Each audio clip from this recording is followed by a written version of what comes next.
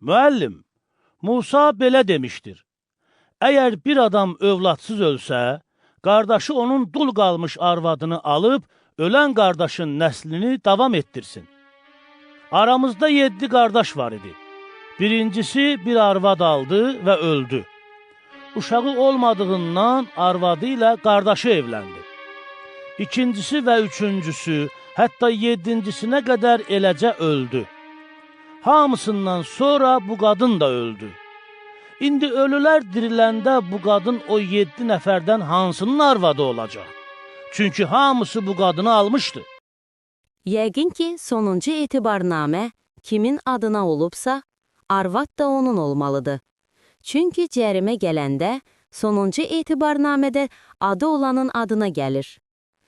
Bu kimi məlumatları bilmək istəyirsənsə, kanala abunə olub, bəyənib paylaşmağı unutmayın.